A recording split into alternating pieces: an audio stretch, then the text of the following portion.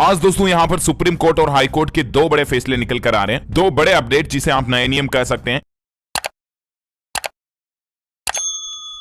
एक तो देखिए आप, कोर्ट ने बड़ा फैसला सुनाया कि माता पिता की संपत्ति पर बेटे का इस स्थिति तक कोई हक नहीं होगा। बंटवारा करते समय भी इस चीज का ध्यान रखना होगा। जी हाँ, माता पिता की संपत्ति और बेटे के अधिकार को लेकर ये एक बड़ा अपडेट निकल कर आ रहा है, जो देश भर के हर एक पेरेंट्स और बच्चे बच्ची को जरूर जान लेना चाहिए। अगर आपकी उम्र 18 साल से ऊपर है और अगर आप एक लड़का लड़की है, माँ बाप के बेटा बेटी है, तो जरूर आप इस वीडियो को ध्यान से देखिएगा। दूसरा बड़ा अपडेट देखिए आप, सुप्रीम कोर्ट की तरफ से आज ही एक बड़ा फैसला सुनाया गया कि पति की मौत के बाद गोद ली गई संतान को नहीं मिलेगी पेंशन। सुप्रीम कोर्ट की तरफ से एक ऐसे ही मामले की सुनवाई करते हुए बॉम्बे हाई कोर्ट के फैसले को बरकरार रखा है और सुप्रीम कोर्ट ने कहा कि पति की मौत के बाद अगर बच्चा गोद लिया जाता मां के द्वारा, तो वो बच्चा फिर सरकारी पेंशन का हकदार नहीं होगा। ये भी क्या है पूरा मामला और क्या है इस फैसले का डिसीजन निर्णय, वो भी मैं आपको बताऊंगा। और साथ ही माता पिता की संपत्ति में बेटे के अधिकार को लेकर वो नया कानून भी अपन जानेंगे। सबसे पहले बात करें आज सुप्रीम कोर्ट की तरफ से जो ये फैसला सुनाया गया ना, इसमें सुप्रीम कोर्ट का यह कहना दोस्तों कि मान लीजिए कोई सरकारी कर्मचारी है, ठीक है ना, और उस कर्मचारी का निधन हो जाता है, तो आपको पता होगा एक सरकारी कर्मचारी के निधन के बाद ओपीएस यानी ओल्ड पेंशन योजना के मुताबिक तो विधवा पत्नी को पेंशन मिलती है। एनपीएस में भी कुछ इस तरह की सिमिलर प्रावधान है। लेकिन आज देश की सर्वोच्च न्यायालय शीर्ष अदालत ने कहा कि Hindu adoption and maintenance act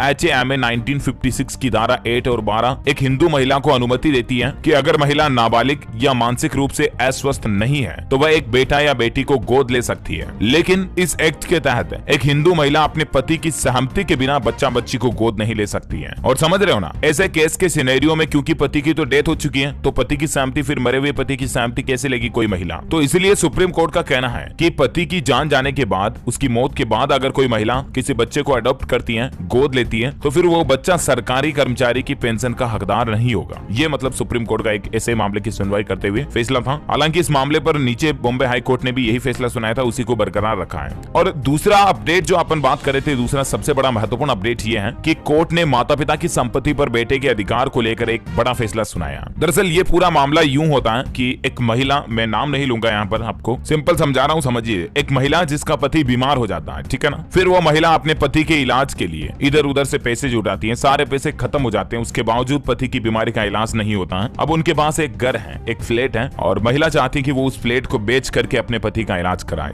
लेकिन उस महिला के एक बेटा भी है। बेटा नहीं चाहता कि इस फ्लैट को बेचा जाए, क्योंकि बेटा अपने भविष्य की सोच रहा है। उसको पता कि इस फ्लैट को बेच दिया तो मैं फ्यूचर में कहाँ रहूंगा, किराए रहना पड़ेगा मेरे को, हमारे जो घर का ये मकान है मालिकाना हक वाला, ये तो बिक जाएगा। अब देखिए कलयुग में किस तरह के बेटे पैदा होते हैं। एक बाप के इलाज के लिए वो अपनी खुद के पिता की कमाई हुई संपत्ति को बेचने के लिए सहमत नहीं हो रहा है। तो माता, वो जो उस बेटे की माँ होती है, यानी कि उस पति की पत्नी होती है, वो उस फ्लैट को बेचना चाहती है, लेकिन बेटा बीच में टांग अड़ाता है कि ये मेरे फ्लैट को नहीं बेच सकती है, क्योंकि ये मेरे पिता का है। पिता तो बीमार होकर बेचारा खाट पे पड़ा। अब माँ बेटे का ये जो मसला होता है, ये इतना बड़ा हो जाता है, जरा सोचिए आपकी ये मामला बॉम्बे हाई कोर्ट तक पहुंच जाता है। और बॉम्बे हाई कोर्ट की तरफ से जो फैसला सुनाया गया ना, उसे सुनकर आप भी चौंक जाओगे। बॉम्बे हाई कोर्ट ने कहा कि जब तक माता पिता जिंदा है, बेटा कभी भी माता पिता की संपत्ति पर अपना हक यानी कि अपना अधिकार नहीं जमा सकता है। माँ बाप चाहे तो उस संपत्ति को किसी को भी बेच सकते हैं, किसी को भी दान कर सकते हैं, या उस संपत्ति का कुछ भी और कर सकते हैं। लेकिन जब तक माँ बाप जिंदा है, बेटा उनकी संपत्ति पर, उनके लिए गए डिसीजन पर बीच में कोई भी हस्तक्षेप नहीं कर सकता है, टांग नहीं अड़ा सकता है। तो आखिरकार उस माँ की जीत होती है बॉम्बे हाई कोर्ट में, और उस फ्लैट को बेच करके अपने पति का इलाज कराने के लिए बॉम्बे हाई कोर्ट की तरफ से उसको इजाजत मिल जाती है, और बेटे को सख्त हिदायत दी जाती है कि इस तरह की घिनौनी काम फिर से ना करें। तो ये मतलब कहने का मतलब ये है बेटा बेटी की संपत्ति को लेकर कि बेटा बेटी के राइट्स जो होते हैं ना, वो माँ बाप के 100 साल पूरे होने के बाद जरूर ऑटोमेटिकली संपत्ति के अधिकार बेटा बेटी के ऊपर आ जाते हैं। लेकिन जब तक माँ बाप इस दुनिया में है, तब तक बेटा बेटी अपना कोई भी हस्तक्षेप या अपना कोई भी अधिकार, हक उनकी संपत्ति पर नहीं जमा सकते, है ना। ये कहने का मतलब एक सिंपल फैसला है। उम्मीद है ये दोनों बड़े अपडेट आपको जरूर जानने मिले होंगे, सुप्रीम कोर्ट हाई कोर्ट के बड़े फैसले। वैसे इसी तरह की काम की महत्वपूर्ण जानकारियां देखते रहने के लिए न्यूज चैनल को सब्सक्राइब करके बेल आइकन जरूर दबा देना, ताकि आप ऐसे ही काम की महत्वपूर्ण खबरें रोजाना देख पाएंगे। और हाँ, आपके मन में कोई सवाल जवाब है तो कमेंट करके पूछ सकते हैं। आपका अपना DLS भाई रिप्लाई करने की जरूर कोशिश करेगा। मिलेंगे अगले नेक्स्ट अपडेट में, तब तक के लिए जय हिंद, जय भारत।